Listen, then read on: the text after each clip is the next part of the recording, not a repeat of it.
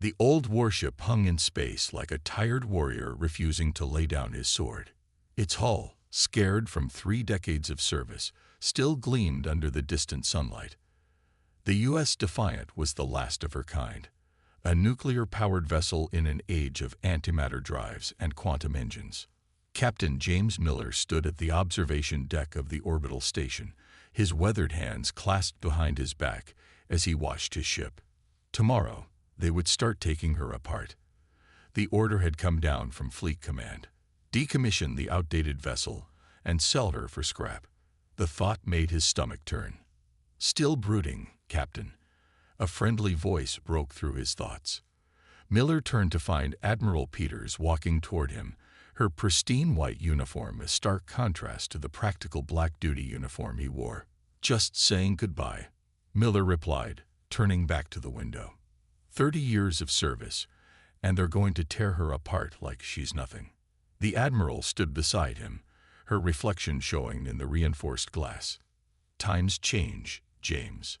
The new Stellar-class ships can outrun, outgun, and outmaneuver anything we had in the past. Progress marches on." Miller's jaw tightened. Those fancy new ships break down if someone looks at them wrong. The Defiance never failed us. Not once. The maintenance costs alone, Peters began, are nothing compared to what we spend recalibrating antimatter containment fields every 6 months, Miller cut in. He'd had this argument too many times in the past year. "She's reliable, Admiral. In 30 years, we've never had a critical system failure. Can your new ships say the same?" Peters sighed. "The decision's been made, James. I'm sorry." Before Miller could respond, a young officer burst onto the observation deck, his face flushed from running. "Captain, Admiral, you need to see this." They followed the officer to the station's command center. The large room hummed with activity, officers and technicians moving between stations with purpose. Lieutenant Robert Kane, the station's sensor officer, waved them over to his console. "We picked this up 20 minutes ago," Kane said, pulling up a display. "It's like nothing I've ever seen." Miller leaned in, studying the readout. A strange signal pulsed across the screen, its pattern unlike anything in their database. "Where's it coming from?" "That's the thing," Kane replied, bringing up a star chart. "It's coming from the edge of the Kuiper Belt. But here's where it gets weird. None of our modern sensors can get a clear reading. They're too sensitive, too advanced. The signal keeps overwhelming them." "Then how did you detect it?" Peters asked. Kane smiled. "Pure luck.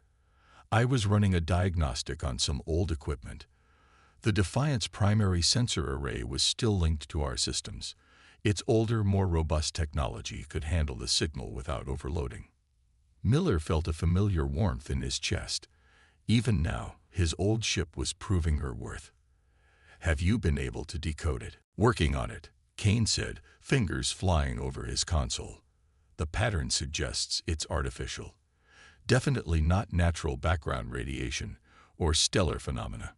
Admiral Peters leaned over the console, her earlier dismissiveness forgotten. "Could it be first contact?" "If it is," Miller said, "we need to know more. And right now, the only ship with sensors that can study this signal is scheduled for the scrapyard." Peters met his eyes, understanding passing between them. She straightened up, smoothing her uniform. "I'll make some calls." "But James," she fixed him with a stern look, "don't get your hopes up. This might be nothing." Miller nodded, but inside, his mind was already racing. He knew his ship, knew what she could do. If there was something out there, something that their modern technology couldn't handle, the Defiant might be their only option. The next 12 hours passed in a blur of activity. The decommissioning orders were temporarily suspended, and Miller watched with satisfaction as his crew returned to the ship. They were a mix of veterans who'd served with him for years and younger officers who'd been assigned to the Defiant as their first posting.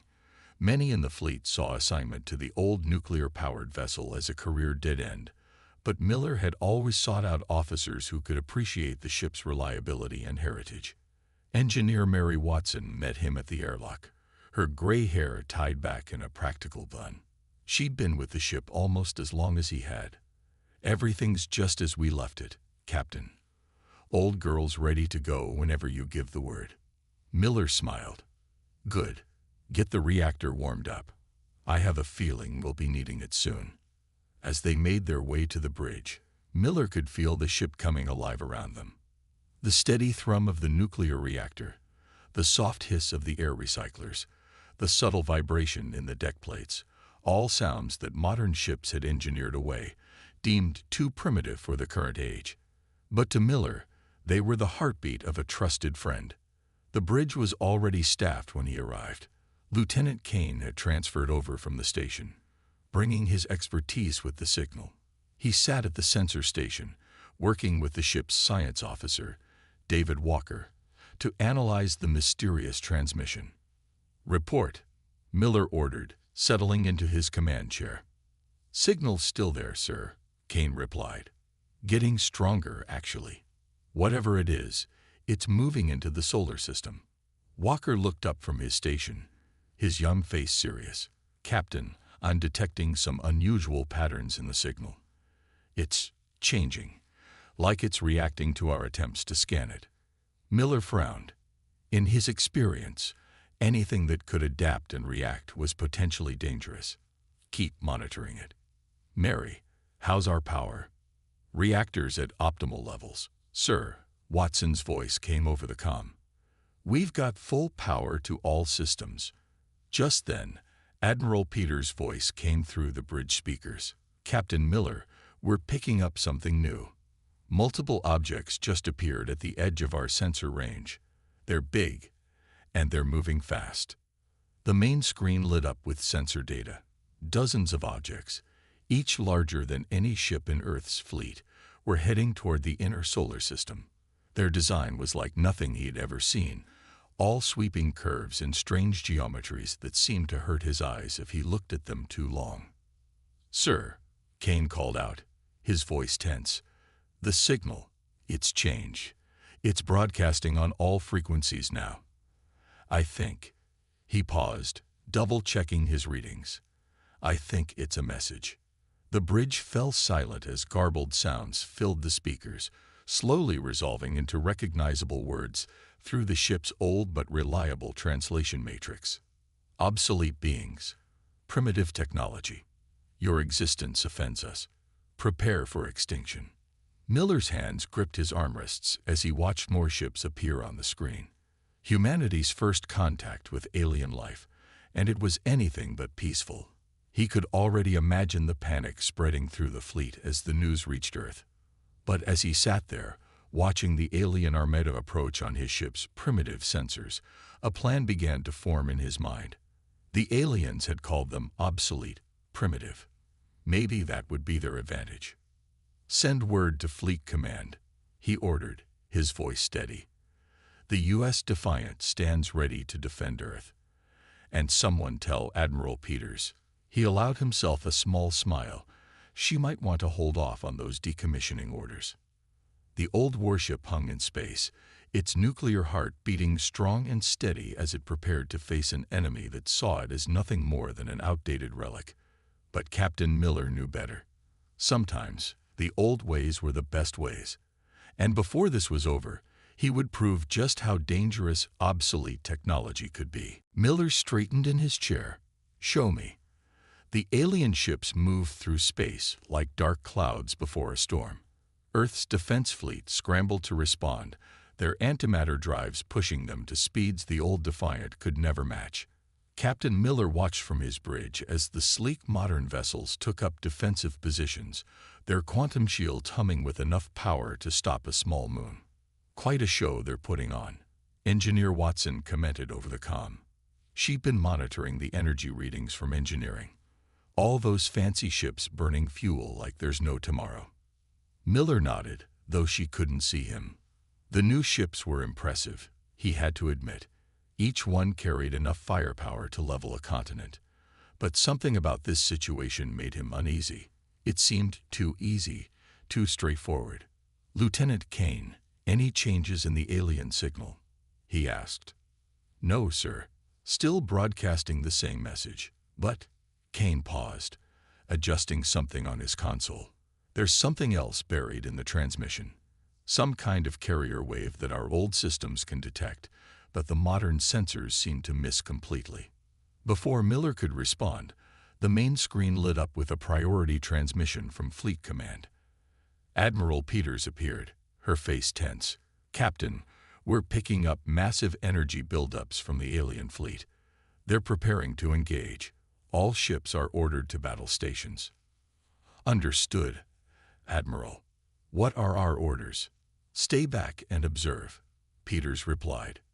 Your ship's too valuable to risk in direct combat. Miller wanted to argue, but he held his tongue. Something still felt wrong about this whole situation. Acknowledged. Defiant will maintain safe distance and monitor the situation. The screen went dark, and Miller turned to his crew. Battle stations. I want everyone ready for anything. The aliens struck first. Strange energy pulses rippled out from their ships, beautiful and terrible at the same time. The Earth fleet responded immediately, their advanced weapons lighting up space with destructive power. For a moment, it seemed like humanity's superior technology would carry the day. Then everything went wrong. Captain, Kane called out, his voice urgent. That carrier wave I detected, it's changing. The energy pattern is. He never finished his sentence. The alien pulses reached the Earth fleet, and suddenly every antimatter-powered ship went dark. Their quantum shields flickered and died. Their weapons fell silent. Even their communication systems went dead. My God, Miller whispered, watching Earth's mighty fleet drift helplessly in space. They knew. They knew exactly how to disable our technology. Sir, Watson's voice came through, steady despite the crisis. I'm analyzing the alien weapon. It's some kind of quantum disruption field. It's targeting the antimatter containment system specifically. But our nuclear reactor. She paused, and Miller could hear the smile in her voice. It's completely unaffected. Miller leaned forward in his chair. Because we're too primitive. Their weapon was designed to disable advanced technology. They never bothered to account for nuclear power. The bridge crew exchanged looks as the implications sank in. The Defiant, the ship they'd been about to scrap, was now the only working warship in Earth's fleet. Sir, Walker called from his science station. The alien ships are moving toward Earth. At their current speed, they'll be in weapons range of the planet in 6 hours. Miller stood up, his decision made. Get me Fleet Command. And someone wake up our weapons officer. I want to know exactly how many nuclear torpedoes we have in storage. The next hour was chaos. With most of the fleet's communication systems down, coordinating a response proved challenging. But the Defiant's old radio systems still worked perfectly, allowing them to relay messages between the disabled ships and Earth. Admiral Peters, now operating from a ground station, appeared on their screen again. James, I hope you have good news. We're getting reports of global panic. Our ground-based defenses are preparing for invasion. But without the fleet, we can fight, Miller interrupted. The Defiant systems are fully operational, and I have an idea, but you're not going to like it. He explained his plan. The Defiant would use its immunity to the alien weapon to get close to their fleet. Their old-style nuclear torpedoes, guided by simple computer systems the aliens couldn't disable, might be able to penetrate their defenses. It's a suicide mission, Peters said flatly. Maybe, Miller agreed. But right now, we're the only ship that can fight back. And I'm not about to let those aliens call us primitive while they destroy our world. There was a long pause before Peters nodded. Do it. And James, good hunting. The Defiant's nuclear reactor hummed to life as they prepared for battle. Watson had coaxed every bit of power she could from the old systems. They wouldn't be as fast as the alien ships, but they had something better. They were unpredictable. Ready on my mark, Miller ordered, watching the alien fleet grow larger on their screen. Lieutenant Kane, keep monitoring their signals. Walker, I want continuous scans of their shield frequencies. Watson, give us everything you can from the reactor." The crew responded with quiet determination. They all knew the stakes. They all knew the odds. But they also knew that sometimes the old ways were the best ways. "Sir," Kane called out suddenly, "I'm detecting power fluctuations in the alien fleet. Their energy weapons are charging." "Hold course," Miller ordered. "Watson, how's our radiation shielding?" "Old-style lead and water shields, Captain. Simple, reliable, and working perfectly."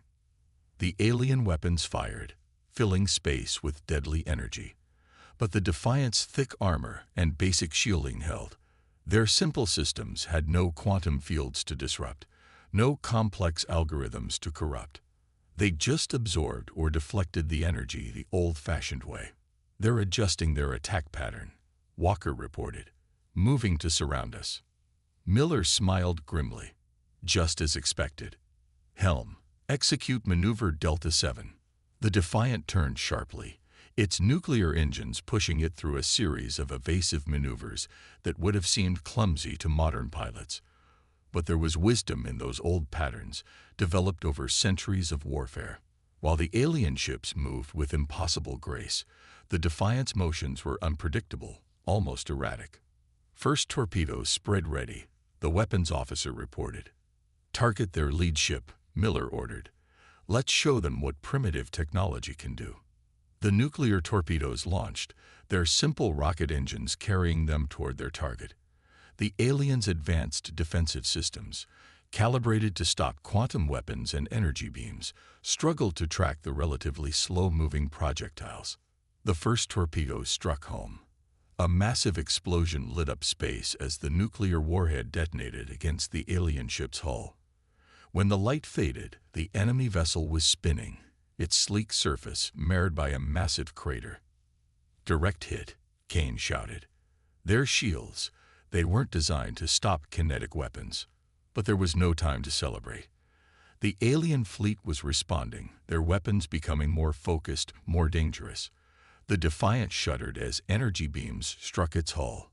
"Hull plating holding at 60%, Watson reported. "But we can't take too many more hits like that." Miller gripped his chair as another blast rocked the ship. They'd bloodied the alien's nose, proved they weren't as primitive as their enemies thought. But now came the hard part, surviving long enough to make a difference. "Prepare second torpedo spread," he ordered, "and get me fleet command. Tell them to ready every nuclear weapon we have planetside. We've proved these bastards can be hurt. Now we just have to figure out how to hurt them enough to make them leave." The Defiant turned to face the alien fleet again, its old engines growling with power. They were one ship against many, obsolete technology, against the most advanced weapons in the galaxy. But they had something the aliens didn't understand: the strength that comes from simplicity, and the power of a crew fighting for their home. The real battle was about to begin. Smoke filled the Defiant's bridge as damage control teams rushed to repair what they could. They had been fighting for 6 hours straight, using hit-and-run tactics against the alien fleet. 3 enemy ships now drifted in space, their hulls broken by nuclear fire, but the Defiant had taken heavy damage in return. "Status report," Miller called out, wiping sweat from his forehead. The environmental controls were failing, making the bridge feel like an oven. "Hull breaches on decks 3 and 4, Watson reported from engineering. "We've sealed them off. Reactors still holding steady, but we're down to 40% power. Weapons. 8 nuclear torpedoes remaining," the weapons officer replied. "All conventional missiles are spent." Miller nodded grimly. They'd hurt the aliens, proved they weren't helpless, but they couldn't keep this up forever. Sooner or later, their luck would run out. "Sir," Kane's excited voice cut through the gloom. "I found something in their communications, the old radar system. It's picking up their ships even when they're trying to hide." Miller turned to his sensor officer. "Explain." "Their cloaking technology works by bending quantum fields around their ships," Kane said, fingers flying over his console. "Modern sensors can't detect them because they're looking for the wrong things. But our old radar, it's so simple it sees right through their tricks. Walker jumped in from his science station. He's right, Captain. Their technology is too advanced for its own good.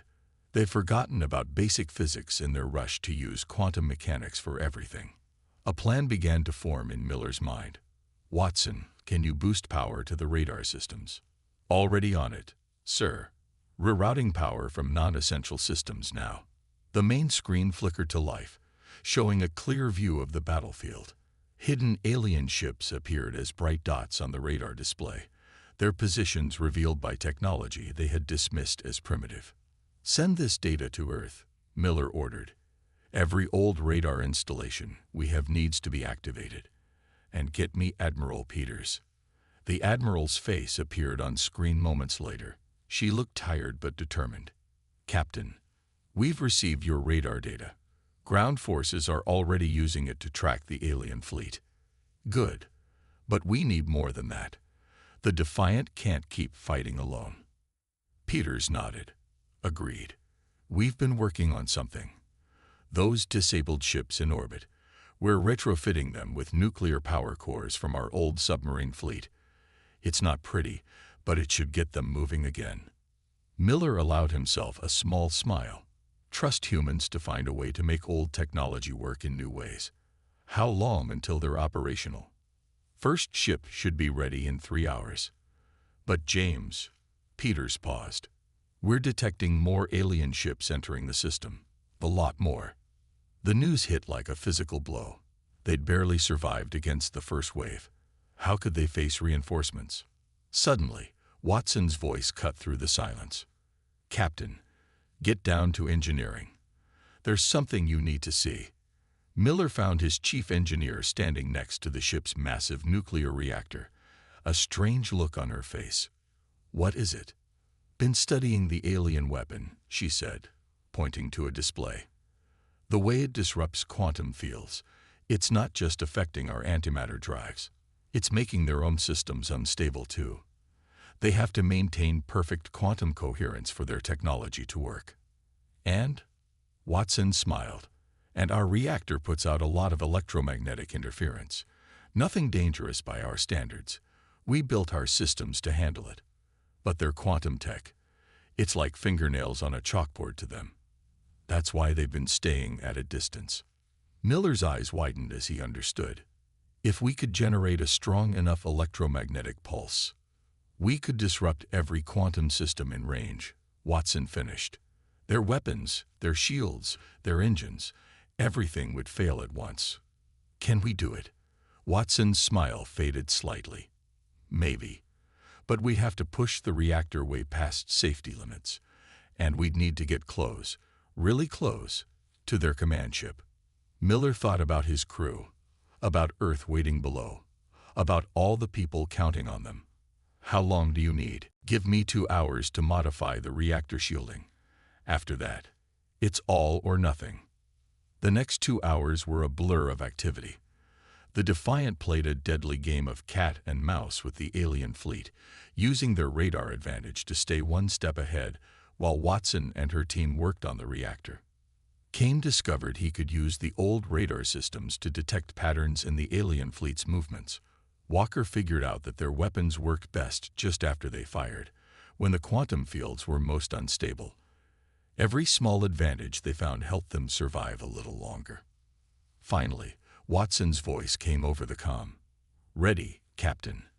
But I should warn you, this could fry every electronic system we have. Even if it works, we might not survive it. Understood. Miller turned to his crew. This is it. One way or another, we're about to show these aliens why you should never underestimate primitive technology. All hands, battle stations. The Defiant turned toward the alien command ship, its nuclear engines burning hot. The enemy responded immediately, energy weapons lighting up space around them. Hull plating failing. Reactor temperature rising. Multiple hull breaches. The damage reports came fast and furious as they pushed forward. Miller gripped his chair, watching the distance counter tick down. They needed to get closer, just a little closer. They're surrounding us, Kane reported, his voice steady despite the chaos. "Hold course," Miller ordered. "Watson, stand by for reactor overload." The ship shuddered as another hit struck home. Warning sirens blared throughout the vessel. On the screen, Miller could see the alien command ship growing larger, its impossible geometry seeming to mock their simple, human design. "In range," Walker called out. Miller took a deep breath. "Watson, do it." The lights flickered as Watson diverted all power to the reactor. The mighty nuclear core, built decades ago by engineers who believed in making things to last, began to roar. Reactor at 150% capacity. Hull temperature critical. Alien ships closing in. Miller watched the enemy vessels move in for the kill, their weapons charged for a final blow. Just a few more seconds. "Now," Watson yelled. The Defiance reactor screamed as it released its power, not as heat or thrust, but as a massive electromagnetic pulse. The wave of energy spread out in all directions, invisible but unstoppable. For a moment, nothing seemed to happen. Then, one by one, the alien ships began to die. Their quantum fields collapsed, their weapons went dark, their impossible geometries became simple, lifeless hulls. The command ship lasted longest, its advanced systems fighting against the pulse. But in the end, even it succumbed, its lights flickering out like a candle in the wind. On the Defiance bridge, emergency lights cast a red glow over the exhausted crew.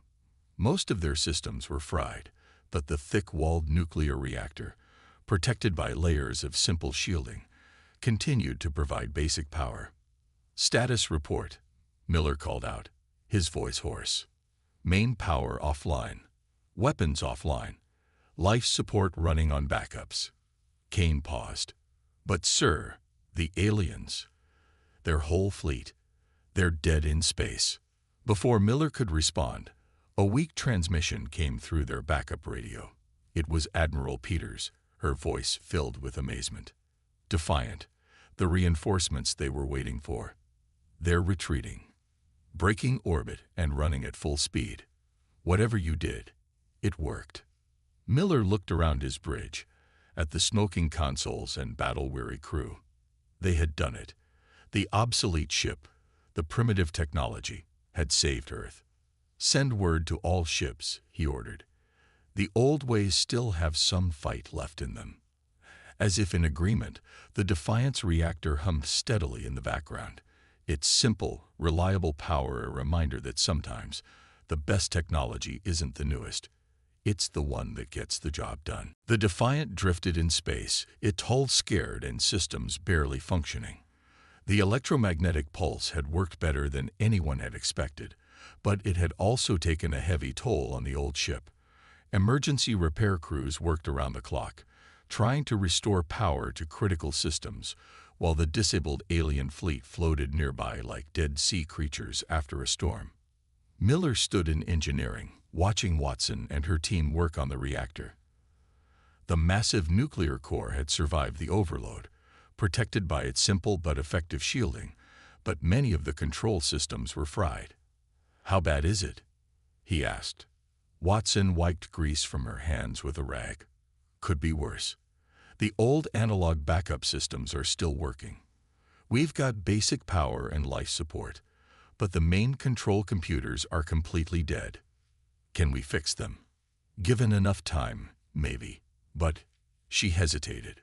"Sir, I've been thinking. Maybe we shouldn't." Miller raised an eyebrow. "Explain."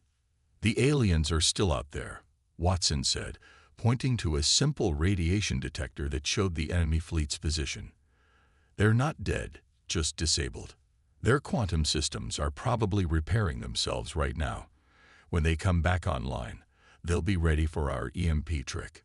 But if we can't repair our systems, we repair them differently," Watson interrupted, her eyes lighting up with excitement. "Look at what worked against them.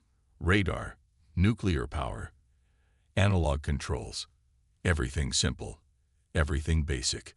What if we rebuilt the Defiant that way?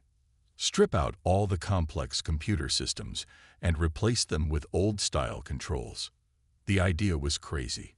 It went against every modern naval doctrine. But they had already proved that sometimes the old ways were better. How long would it take? With help from Earth? Maybe 48 hours. We've got enough spare parts in storage, and I know the ground crews have been raiding museums for old equipment since this started. Miller nodded slowly. Do it. I'll inform Admiral Peters. The next 2 days were a flurry of activity. Earth sent up shuttles carrying equipment that hadn't seen use in decades, analog radar displays, manual fire control systems, even old-style radio equipment. The Defiance bridge was transformed, modern touchscreens replaced with physical switches and dials. Kane spent hours learning to read the new radar displays, his fingers tracing patterns on the phosphorescent screen. It's amazing, he told Miller during a break. You can actually see things better this way. No computer interpretation, no filters. Just raw data. Walker had made his own discoveries. Their quantum fields leave traces we couldn't detect before, he explained, pointing to patterns on an oscilloscope. The simpler our detection methods, the more obvious their technology becomes. It's like they forgot that complex things are built on simple foundations. Even the weapons systems were modified. The remaining nuclear torpedoes were fitted with basic guidance systems, controlled by mechanical computers that couldn't be disrupted by quantum interference. Admiral Peters visited the ship personally to inspect the changes. She stood on the bridge, looking at the transformed command center with a mix of awe and disbelief. It looks like something from an old war movie, she said. Miller smiled. Sometimes the old ways are the best ways, Peters finished. Yes, I'm starting to believe that.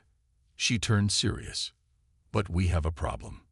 Long-range sensors show more alien ships approaching. A lot more. And this time, they'll be ready for us. How many? At least 50 vessels, all bigger than the ones we faced before. They'll be here in less than 6 hours. Miller looked around his modified bridge. The Defiant was stronger now in some ways, weaker in others. But they had learned something valuable. The aliens' greatest strength was also their greatest weakness. Their technology was too advanced, too dependent on perfect quantum coherence. They had no fallback systems, no simple backups. What about the rest of the fleet? He asked. 6 ships have been retrofitted with nuclear power, Peters replied. Not pretty, but they work. We've stripped them down like the Defiant, replaced complex systems with simple ones. They're ready to fight. Miller nodded. It wasn't much of a fleet, but it was better than fighting alone. And the alien ships we disabled? Still dead in space. We've managed to capture 2 of them. Our scientists are studying their technology, but it's like trying to understand a computer by looking at quantum mechanics. They skipped too many steps in their development. That gave Miller an idea. The captured ships, are their quantum fields still intact? Yes, just dormant. Why? Miller smiled. Because I think I know how we can even the odds. The plan came together quickly. The disabled alien ships were towed into position, their dormant quantum fields still detectable by the Defiant's simple sensors. Walker had discovered that these fields could be destabilized by specific frequencies of electromagnetic radiation, frequencies that a nuclear reactor could produce quite easily. Think of it like a tuning fork, he explained to the combined fleet crews. Hit the right frequency, and everything that resonates with it will vibrate. The aliens built their entire technology on quantum fields that all resonate at the same frequencies. If we can disrupt those frequencies, we can take down their whole fleet at once. Watson finished. It was a desperate plan, but those were the only kind they had left. The modified Earth ships took up positions around the captured alien vessels, their nuclear reactors humming with power. The Defiant would lead the attack, using its more powerful reactor to trigger the cascade. All ships report ready, Kane announced as the alien reinforcements approached. The new radar systems tracked them clearly, showing their attack formation. Remember, Miller said to his crew, they think they know what we can do now. They'll be expecting another EMP. We have to make them think that's still our only trick. The alien fleet arrived exactly as predicted, their ships moving with impossible grace. Their first transmission was short and arrogant. Your primitive weapons cannot harm us twice. Surrender and die quickly. Miller smiled grimly. Let's show them how primitive we can be. All ships, execute Battle Plan Delta. The Earth fleet moved forward, seemingly attempting to close range for another EMP attack. The aliens responded exactly as expected, spreading out to surround them, while staying just outside the estimated pulse range. They're in position, Walker reported, watching his oscilloscope. Quantum field resonance is strong. Miller took a deep breath. This would either work perfectly or fail spectacularly. Watson, begin reactor sequence. The Defiant's nuclear core spun up, but instead of building to an EMP burst, it produced a carefully calibrated frequency of radiation. The captured alien ships, positioned like giant tuning forks in space, began to resonate. Quantum field destabilization at 10%. Walker called out. 20%. 30%. The alien fleet realized something was wrong, but too late. Their quantum fields were already sensing with the captured ships, the resonance spreading like ripples in a pond. Field destabilization at 50%. The cascade is starting. Space itself seemed to shiver as the quantum fields began to collapse. Alien ships twisted and distorted, their impossible geometries failing as their fundamental technology betrayed them. 70%. 80%. Miller watched on his simple radar display as the enemy fleet began to break apart. Ships lost power, weapons failed, and their perfect formation dissolved into chaos. Quantum cascade complete, Walker announced finally. Their entire fleet, they're just empty shells now.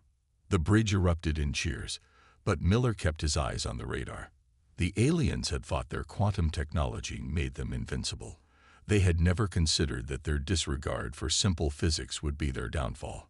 Admiral Peters' voice came over the radio, filled with pride and amazement. Well done, Defiant. I think you've just changed the course of human history. Miller looked around his bridge, at the old-style displays and simple controls that had helped them defeat an enemy far more advanced than themselves. Sometimes, he realized, moving forward meant remembering what you learned in the past. All ships, he ordered, let's go home.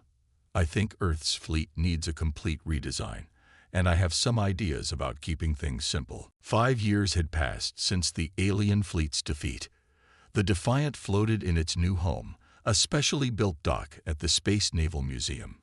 Its battle-scarred hull had been preserved exactly as it was after the final fight, a testament to humanity's triumph over advanced technology.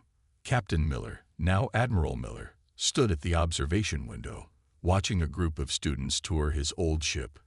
The young faces pressed against the viewing glass, eager to see the vessel that had changed the course of human history. Still can't stay away, can you? A familiar voice asked. Miller turned to find Watson walking toward him, her engineer's uniform now decorated with command insignia. Just making sure they're taking good care of her, he replied with a smile. How's the new fleet coming along? Better than anyone expected. Watson joined him at the window. The hybrid ships are performing perfectly. Nuclear power cores, analog backups for all critical systems, and just enough quantum tech to keep up with modern needs. Simple, reliable, and impossible for aliens to disable. The defeat of the alien fleet had revolutionized human spacecraft design. The new doctrine emphasized redundancy and simplicity, combining the best of old technology with carefully selected modern advances. Every ship now carried both quantum and nuclear power systems, advanced computers alongside mechanical backups. And the defense grid. Old-style radar stations covered the entire solar system, Watson said proudly. We can spot quantum signatures light hours away. Nothing's sneaking up on Earth again. They watched as the tour guide, a young officer, pointed out features of the Defiant to the students. The ship's simple design had become a model for military engineers across the world. Sometimes the best solution wasn't the most advanced one. Admiral Miller. The tour guide had spotted him. Would you mind speaking to the students? They're studying the Battle of Simple Victory. Miller raised an eyebrow at the name. Historians had a flair for dramatic titles, but he nodded and followed the guide to where 30 eager faces waited. Is it true the aliens never came back? One student asked immediately. They tried once, Miller replied. A small scout fleet appeared at the edge of the system 2 years ago. When our warning shots disrupted their quantum fields, they turned and ran. They learned their lesson about underestimating primitive technology. But why did their advanced technology fail? Another student asked. Weren't they smarter than us? Smart isn't always the same as wise, Miller said. They focused so much on advancing their technology that they forgot about the basics. Like building a house on sand, no matter how impressive the building, if the foundation isn't solid, it will fall. The students nodded, taking notes on simple paper notebooks. That was another change since the war.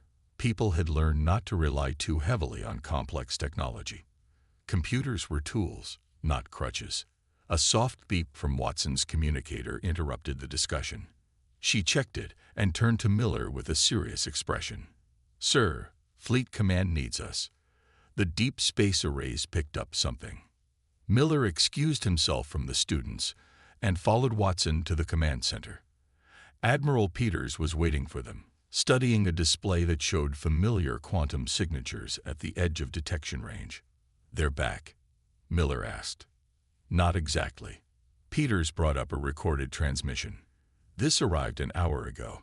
I think you'll want to hear it. The message played, translated from the alien language they had come to know well. To the defenders of Earth, we bring greetings and a request for dialogue. Our civilization has reconsidered its approach to technological development. Miller and Watson exchanged looks. They want to talk. More than that, Peters said. They want to learn. Apparently, their defeat here caused quite a stir back home.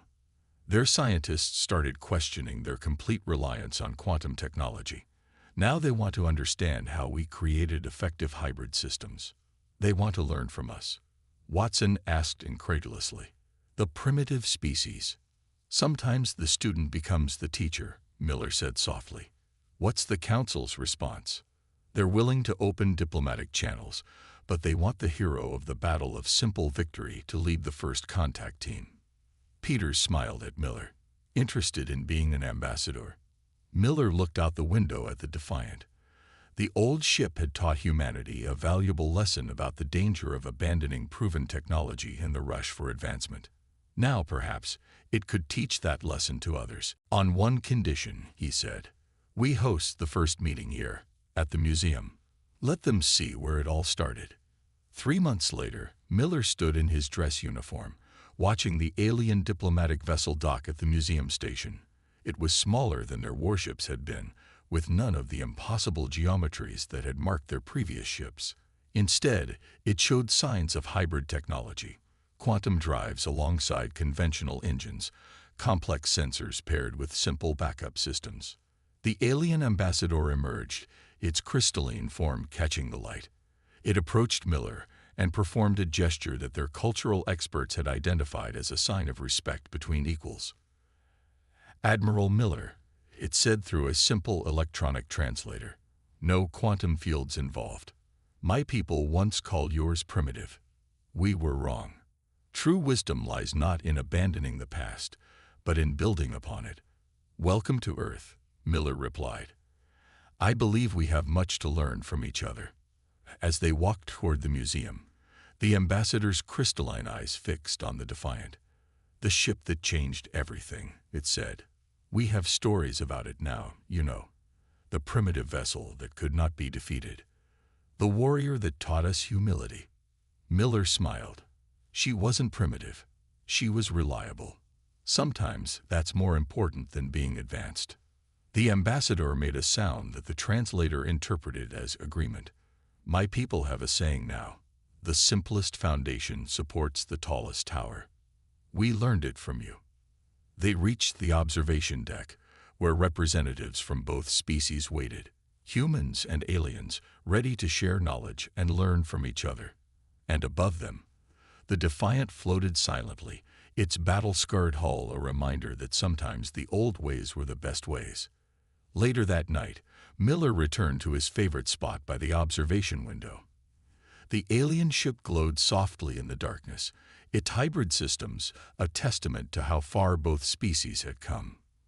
"You know," Watson said, joining him again, "they're calling her a legend now. Not bad for an obsolete ship they wanted to scrap." Miller watched as maintenance crews worked on the museum displays, preparing for the next day's tours.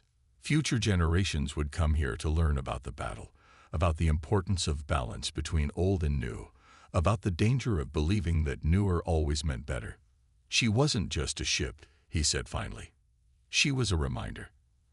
A reminder that sometimes the simple solution is the right solution. That wisdom doesn't always mean moving forward. Sometimes it means remembering where you came from." The Defiant's hull gleamed under the station's lights, its scars badges of honor now. They had called it obsolete, but it had become something more. It had become a legend, a teacher, and a bridge between two civilizations, learning to value both progress and tradition. The old ship had taught them all that true strength lies not in complexity, but in reliability. Not in being the most advanced, but in being the most dependable. It was a lesson that would guide humanity to the stars, not as conquerors or victims, but as teachers and students, always remembering that sometimes the old ways were the best ways.